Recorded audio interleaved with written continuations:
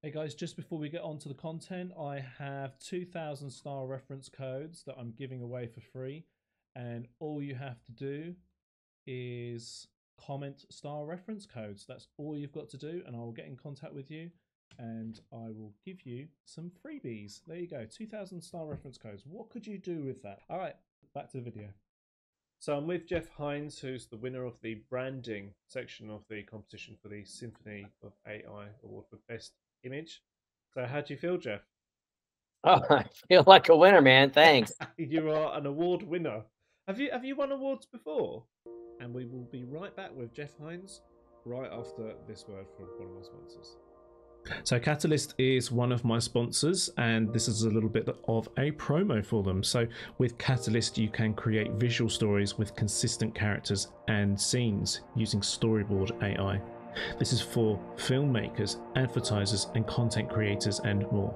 Catalyst is the best way to visualize your ideas using storyboard AI. Use it for creative pitches, storyboards, video ideas, and more. There's a link in the description of this video. So if you want to sign up, that is my affiliate link. So I do get a little bit of commission. So I appreciate if you use that link. Otherwise, Catalyst is only sponsoring just the one prize. So I don't get anything out of this story. You know, Catalyst aren't paying me to do this promo. They're simply giving me a prize for one of my competitions. So if you'd like to sign up, please use the link. Until next time, I shall speak to you soon. Bye. I have, yes. Oh, yeah, what have you won? Media and marketing, a few advertising plans of the year back in the day for different clients, and one innovation award somewhere along the line, but primarily media marketing, advertising. Yes. Oh, cool. Okay.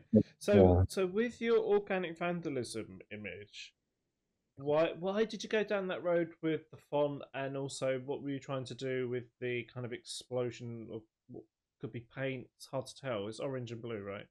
Correct. So teal, rather. Yeah. Where I went with that is a brand logo idea I've been working on for a while, focused on the term organic vandalism. And I'm trying to bring it to life for a number of reasons. And this one, I went through a few permutations of ChatGPT, descriptions of what is organic vandalism, how would you describe it for a human being, and what is the embodiment. And then I took some of that wording and put it into midjourney and see what it would create.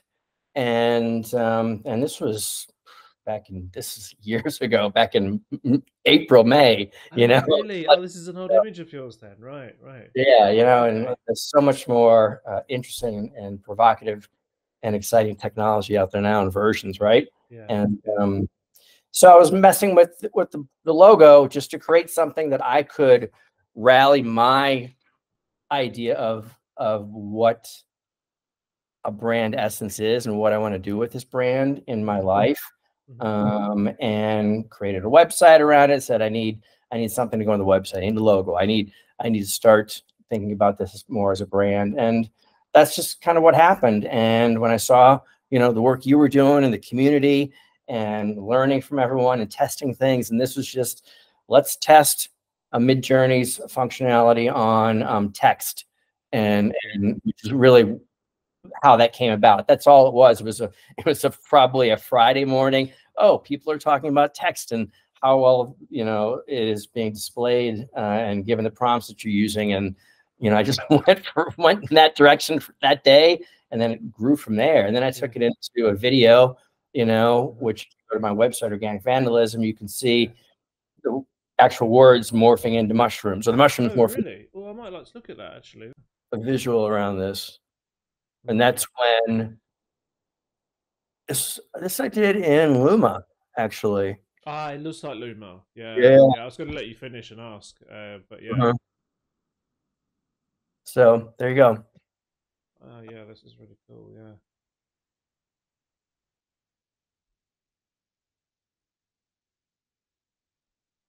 And then just more information about me. Psychedelic stuff. Yeah, I've done stuff like that. I like that. Yeah. Just playing around with. I find some of your best work is done just as you're testing something out. I use websites to test a lot of stuff. Yeah. To test elements, ideas, functionality, Ah, okay. So what have you been working on just recently then? Um, so specifically in the AI field, Yeah, yeah, AI, yeah, yeah, okay, all right.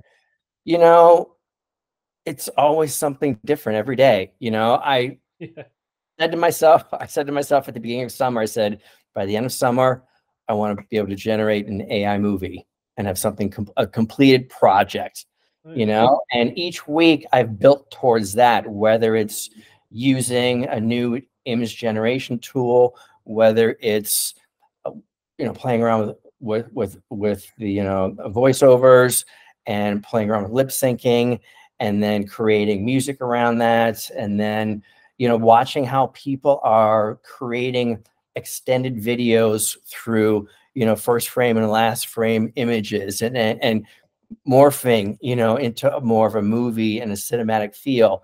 And so I've been executing all of that stuff to try and get to this grandmaster movie, if you will.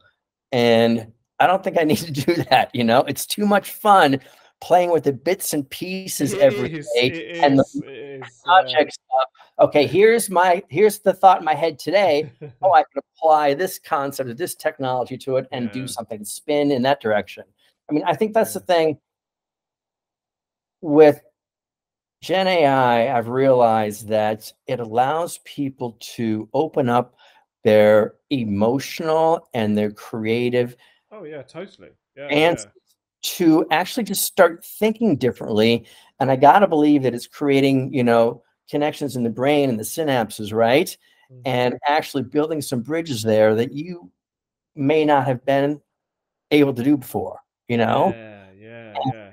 I definitely feel almost all of my creativity has come back. Like if I went through a period of my life where I didn't think I was very creative, now I think I'm back probably better than before, I think, with my journey. I would agree Yeah. with that. I mean, I was an art major in high school. Actually, I did win awards in high school for my art. Yeah. But my father said to me, "Son, you're not going to make any money with art. Go be an engineer." So I spent the rest of my life engineering, and then Which part of engineering art were you in? Because I was advertising. too. And then now I feel like I'm actually getting back somewhere where I can actually create something, Yeah. and it's a fascinating time, you know. Oh, big time, big time. Like I haven't released this so a lot of my work yet. Is I'm trying to do it as a group of people, but there's some pieces I'm going to release soon. They're world firsts. I don't think anyone's ever used AI in this way before, and there's hundreds more ideas like that. It's not taking me long to think of some of these processes with AI. Like so, for example, like the other day, I took a Gucci ad, the winter fall series for 2024, and I just took still frames of every cut in the video. So if it was a new clip, all right, you get the first frame, and I recreated the same ad, and I almost can't tell it's AI. I would Some agree. shots are easy, but this Mhm. stuff because it was organic. Um, the pictures were taken by really good photographers to start off with, and they might be using old prime lenses from like the 70s. And those images, even in regular photography, always gave you something more organic. So I think if it goes in looking organic into runway, it will come Mhm. out looking very organic as well. But if you're Yeah. just relying solely on AI imagery, well, you're starting off with a second rate, in most cases, image of a person. Mhm. Or in some cases, although Midjourney is much better now. Yeah. Do you not think that you can get that more organic look from prompts? Um. Well, I'm going to start doing some more research soon. So, the way I was going to try and get my organic look, I wanted to try and find something, just something that looks very, very real, that you almost can't tell. And I don't always strive for that real, like, perfectionist, like, organic look.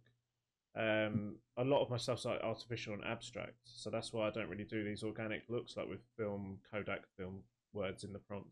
Mhm. So I'm going to start testing out some different types of films of Midjourney and see if I can get the look that they were getting. and then just play around and just see if you can get it another way. Yeah. Have you seen Rory's cheat sheet? Oh, the big thing, the Yeah, massive thing. Yeah. it's got all the Yeah, film you have to zoom and in, and then all you can the. only just read it. Yeah.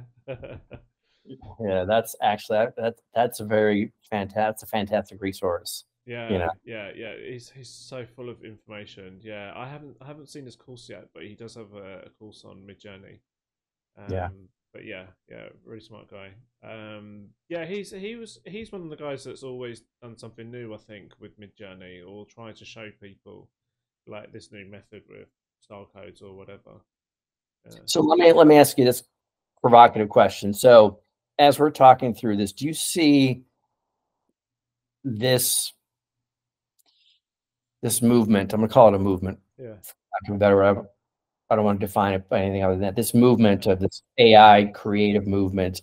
Do you see this as being a movement that traditional creatives are embracing and growing, or do you see traditional non-creatives coming new and making it bloom? And because I've got a thought on that based on a comment I got today on something I posted. Yeah, well, I've done some surveys on my LinkedIn, and I don't see a huge correlation. That's probably because maybe only 100 people at most are doing a vote. Sorry. So, like I asked the question, what was your background? Was it creative, office, tech, IT, or whatever? And it didn't come back as very conclusive. So I'm Mhm. not sure. I mean, if I was just going to go off my own personal experience, I say it's interesting how many people outside of the creative fields have wanted to try their hand at it, like all sorts of industries, like engineering, microbiology. Who else has come from another field? IT, cybersecurity. Mhm. Yeah, it's really interesting where people come from. What have you found? I'm seeing a little bit of that as well, but I'm finding that some of the creatives that I've interacted with are not as embracing of us non-creatives stepping into the space. Oh, say that again. What's So that? some of the creatives that are moving into the space, the traditional creative people Yeah. who are holding creativity to a higher truth Oh, I know these people. Yeah, and they're very perfectionists, aren't they? making comments to me that AI is not creative and Yeah. X, Y, and Z, and they prefer traditional creative over AI. Mm. And I've had people also claim that I am creating images that are offensive, which you really can't. To who? They don't say. They just say offensive, Oh. you know. Oh, right. And so it's Yeah. it's interesting when you get these Well, you comments. know what? People will take offense at almost anything these days. Yeah. I mean, it's really difficult to have conversations with people under a certain age, and it's not all of them. It's just certain types of people. I mean, I was commenting on something recently. It was genuinely funny, a little bit on the sexist side, but Mhm. it's obvious the guy jokes like this. And I think someone blocked me over just making a positive comment on this guy's comedic efforts on LinkedIn. This guy's hilarious. I can't remember his name off the top of my head, but he's got a bald head like me, from England like me, and his humor is well, because when I first saw his account, I was like, God, is this guy for real? I better read down his comments and see what his other stuff's like. But no, I got his humor in the end, and I don't think people get it. They come into the comments, and I'm like, oh God, it's not that serious. Yeah. So what were you finding with people getting offended then? What sort of comments did they make? Um, One person said that I was promoting suicide when Yeah. the video that I created had nothing to do with violence. Yeah. I think it was just someone crying or something. I don't know what it was. Mm. And I had chatted with a woman who's Christine, who's a video. I think it was Christine, who's a video producer. Christina Ardeland. Yeah, I think it was Oh, her. really? Yeah, I work with her. Yeah.